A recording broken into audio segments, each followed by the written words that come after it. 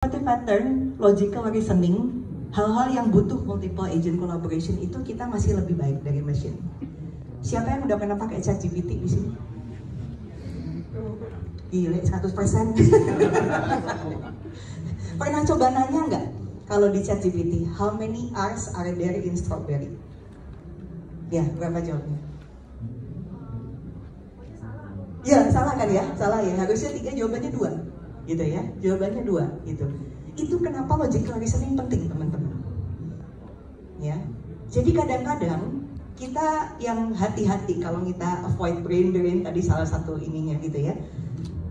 We can ask question to ChatGPT, tapi the answer depend on what question you ask. Ya.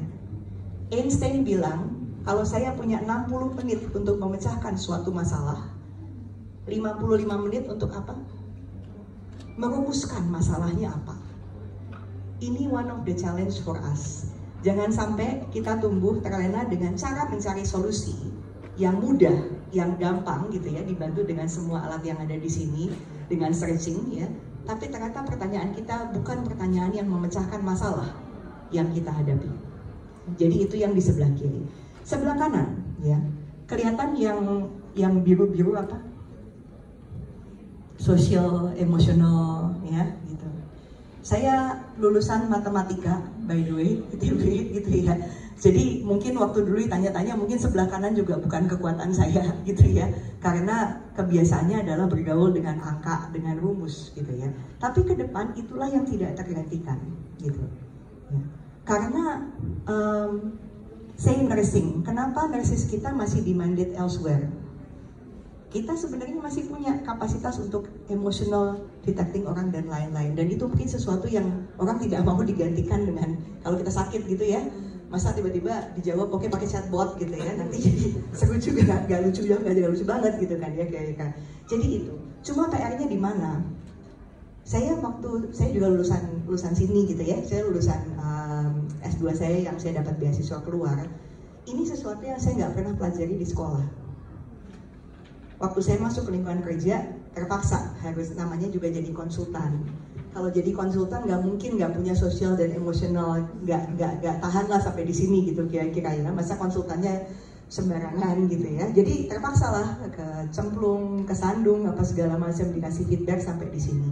Tapi ini terus kan PR ke depan gitu ya. Jadi kalau kita gabungkan jadi satu prioritas ke depan, habis itu nanti kita ngobrol ya. Mungkin Ade bisa ke 4 priorities going forward ya. Skip aja yang ini gitu ya. Mungkin 4 pemikiran nih kalau ditanya how to avoid brain drain ke depan gitu ya. Keluar dari sini boleh dipikirin. Pertanyaan pertama adalah how can I strengthen my foundation? Foundation itu apa tadi? Critical thinking 1. Kedua, my softer skills, critical thinking ya. Jadi dimanapun Anda berada, mau masuk kerja, mau interview, mau mecahin masalah perusahaan, mau mecahin masalah government, sebelum masuk ke apa yang harus dikerjakan, tanya dulu apa yang harus dipecahkan. Itu kelihatan sekali, banyak meeting, banyak ngomongnya how to-nya gitu ya, tapi itu sudah selesai, udah dikerjakan, loh kenapa nggak mecahkan masalahnya gitu ya. Jadi dimanapun Anda berada, berlatihlah untuk strengthen foundation kita, untuk bertanya masalahnya apa gitu ya.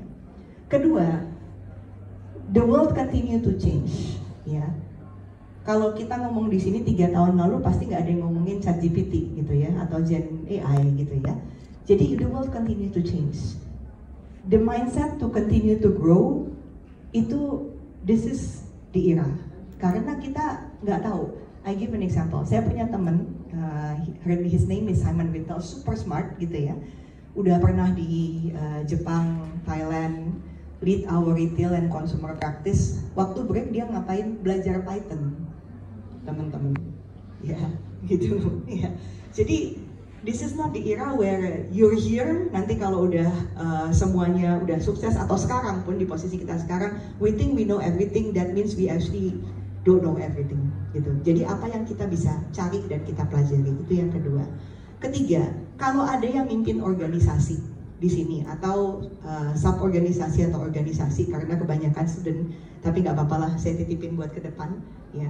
Go to the 2 page after, nanti saya balik lagi gitu. How do I transform my organization? Titik 3 gitu ya. 1, talent is very critical. How do you link talent to value? Banyak perusahaan bilang, Filia saya punya portfolio of talents. Pertanyaannya, do you know which position create most value? Example, we work in one of the airline clients, ya, regionally. Gitu. Terus kalau ditanya posisi mana yang paling kritikal? Kebayang nggak kira-kira posisi yang kritikal di airline business posisi apa? Coba. Sales, apalagi?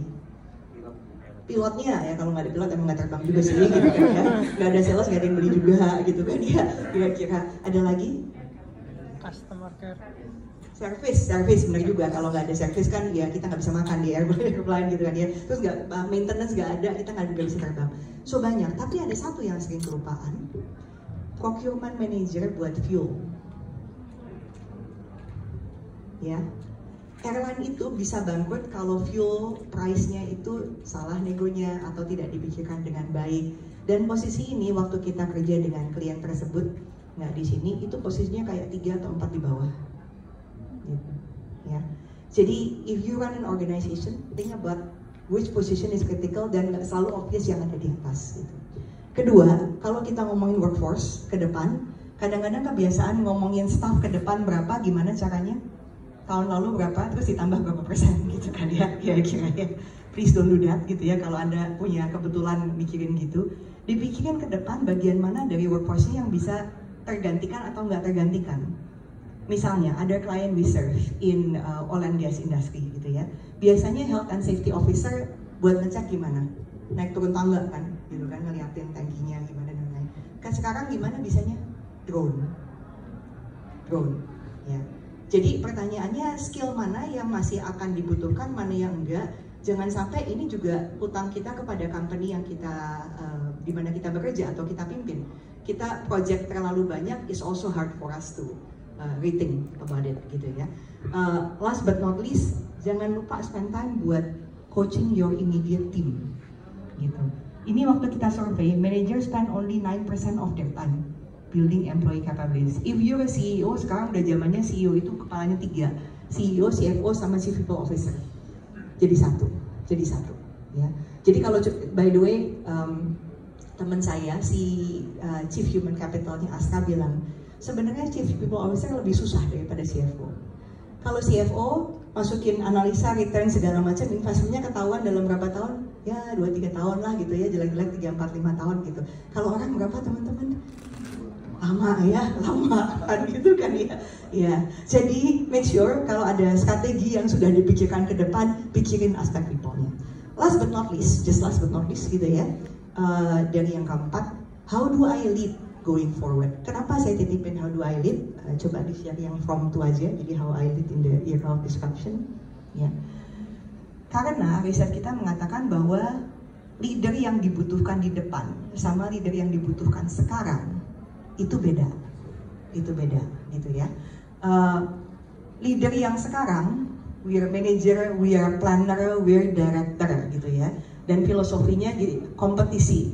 Kalau gua menang, lu kalah gitu ya. Jadi pie-nya jadi satu. What we see over the years dengan segala disruption ini pie-nya bukan satu, pie-nya masih dikembangkan bersama-sama gitu ya. Who knows Nvidia yang tadinya di games masuknya ke Gen AI gitu kan, dan create new value, bukan hanya competing di games for example ya. So if you're leading something, harus ke sana gitu ya. Controller jadi coach, tadi udah saya titipin gitu ya, don't forget to coach people gitu ya. Dunia ini di dunia dimana you need to have people grow gitu. Last but not least, titipan juga, your professional is good, but can you be also human whilst being professional going forward? Kenapa human itu penting? Karena yang katalis ini, bagaimana kita membawa orang bersama-sama itu penting. Banyak hal yang kita nggak tahu sekarang, tapi diketahui dalam satu grup. Kalau kita cuma directing, we don't know what ideas make up our way, gitu ya, kira-kira. Nah, nanti kita bisa diskusikan lebih lanjut. Mungkin salah satu challenges-nya adalah saya dibesarkan dalam era yang seperti ini, mungkin. Atau tim saya dibesarkan dalam era seperti ini. How do I move to that side? Karena buat saya pun nggak mudah untuk move ke arah sana gitu ya. Dan maybe just to close with a bit of a quote gitu ya. Nanti habis ini kita ngobrol. Just the next one gitu ya. Ini era dimana resiliensi penting tadi kita udah bilangin di depan gitu ya. Ini tadi beberapa tips gitu ya. Anyone knows this writer of the ini? Viktor Frankl, ya, tahu ya? Ya. Somebody yang pernah survive concentration camp. Ya. Jadi in this era, one of the quote yang saya suka adalah kadang-kadang kita nggak bisa change the situation, tapi we need to challenge ourselves. Jadi segala macam yang kita hadapi, kita kadang-kadang frustasi dengan yang luar. My encouragement adalah yang 4 tadi, kembali ke pertanyaan itu. How do I strengthen my foundation? How do I renew myself? How do I transform my organization? Have I lived the way that a company, an entity, a team needs to be lived going forward? Jadi itu aja untuk membuka kita. Dan mari kita duduk di kursi yang ini. Mari kita berdiri kembali. Bukankah Anda yang merasa sangat beruntung ada di ruangan ini? Iya kan? Benar nggak? Saya juga senang banget nih, langsung dapat banyak bocoran. Nah, Kak Filia, bener ya dingin ya, kita nikmati saja karena we need to challenge to change ourselves. Cannot change the environment ya. Cannot change. Mungkin AC bisa gitu ya, ini di QQ, tapi ya kursi nggak bisa.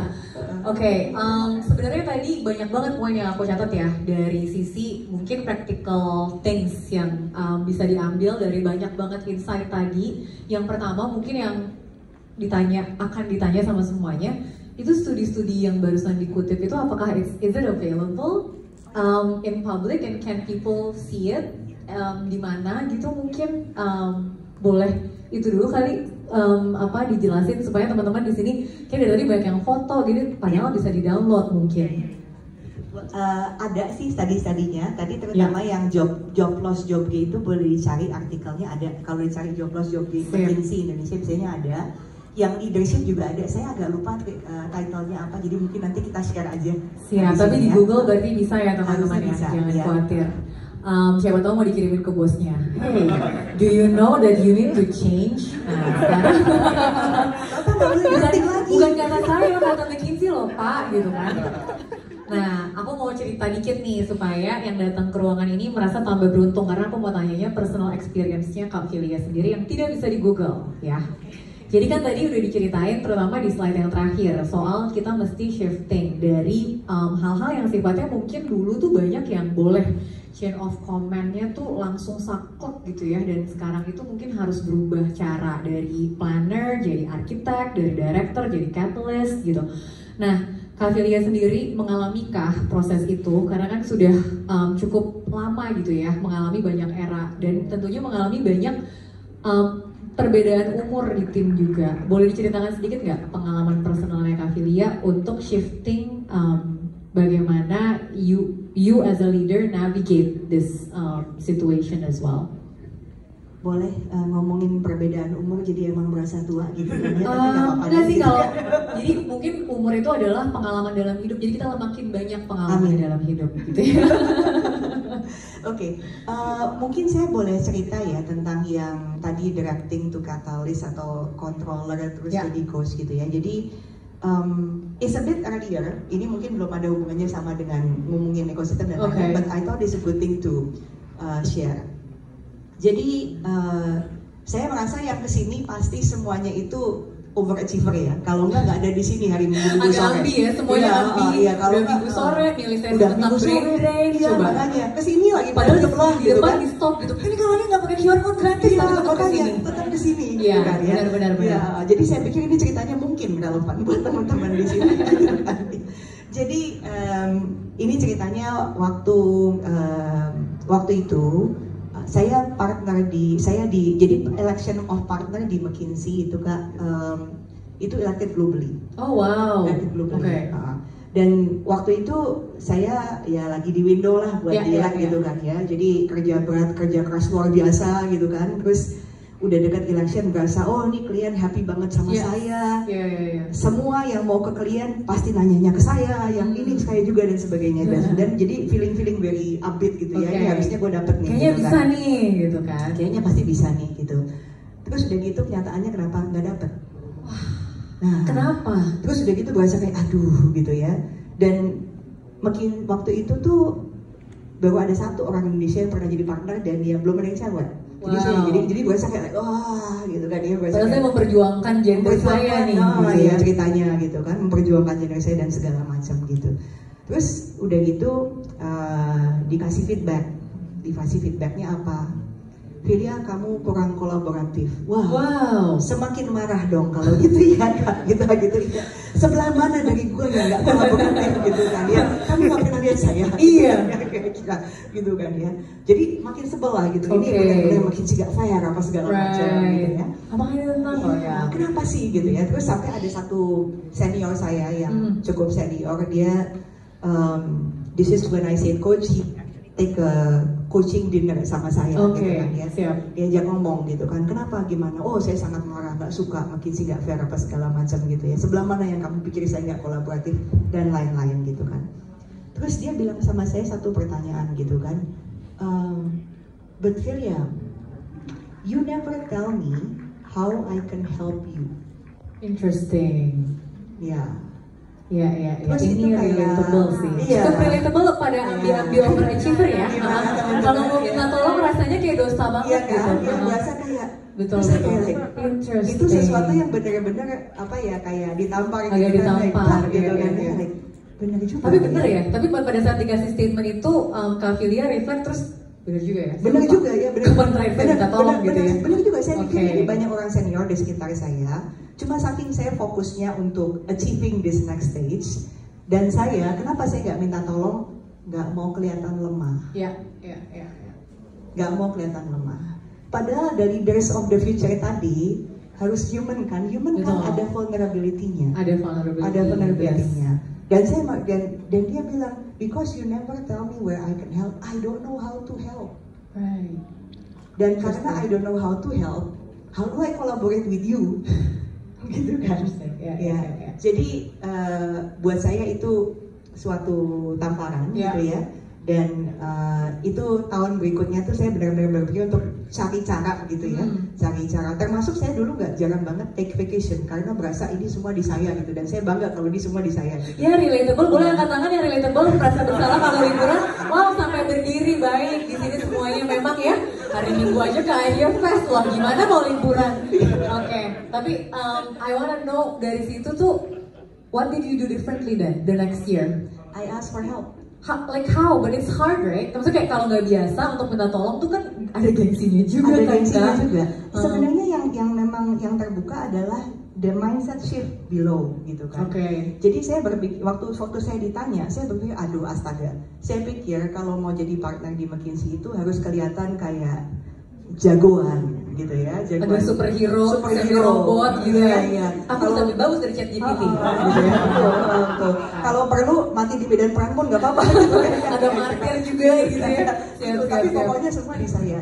The mindset shift adalah ternyata for me to be a very good partner, a very good leader, ya caranya bukan begitu. Dan by the way, the next year begitu saya coba, satu saya lebih happy, dua teman-teman saya juga lebih happy, gitu ya. Jadi triknya gimana? Need to find that mindset shift gitu kan, bahwa we're not superhero, I'm not Wonder Woman gitu friends gitu kan ya. And in order for us to lead, tadi mindset bahwa vulnerability is strength. Ya. Itu sesuatu yang kita merasa vulnerability itu showing weakness. But apparently showing vulnerability is strength. Yes. Because you tell people how to help you and you can inspire people Yeah. untuk jadi yang namanya katalis tadi. Gitu. Wow, congratulations, boleh tepuk tangan dong, udah berhasil ya, transform. Tapi itu relatable banget buat aku sendiri yang ya gitu sama lah ya. Tapi ada satu momen yang agak mirip karena dibilang, Mbak, kalau kamu nggak pernah ambil liburan, ini seluruh tim gak akan berani ambil liburan. Jadi aku ada di momen dimana memang sampai harus latihan posting di sosial media tentang hal-hal yang gak berkaitan sama kerjaan. Beneran, jadi mulai dari posting kucing, Karena kalau kucing kan aku produktif juga ya gitu kan, menceritakan, jadi bukan posting kucing doang, posting kucing sama tips-tips merawat kucing, jadi ini kayak gak bisa banget gitu ada downtime gitu beneran. Nah Gak cuma cendam kucing. iya nggak karena beli kucing gitu, terus graduate lah bisa kayak segalanya. Tapi bener mungkin tadi ya salah satu yang disebutkan di paparannya Mbak Filia juga, bagaimana sih pada akhirnya kita juga melihat audience kita yang adalah tim kita itu karakteristiknya seperti apa. Nah mungkin aku pengen dalemin sedikit di situ. Kita juga bekerja, aku adalah salah satu orang yang paling tua, mungkin paling tua kali ya di tim aku saat ini ya, dan gap umurnya jauh gitu. Dan mungkin ada perbedaan kan dari sisi karakteristik kita dulu sebagai pekerja dengan tim kita gitu ya sebagai pekerja saat ini, dan mungkin bos kita di atas nih yang generasinya beda lagi. Nah, in terms of tadi ngomongin transformasi dan avoiding brain drain di Indonesia dengan mungkin ada 3-4 generasi yang akan bekerja bersama-sama. How do we navigate that tentang perbedaan karakteristik baik sebagai leader maupun sebagai pekerja?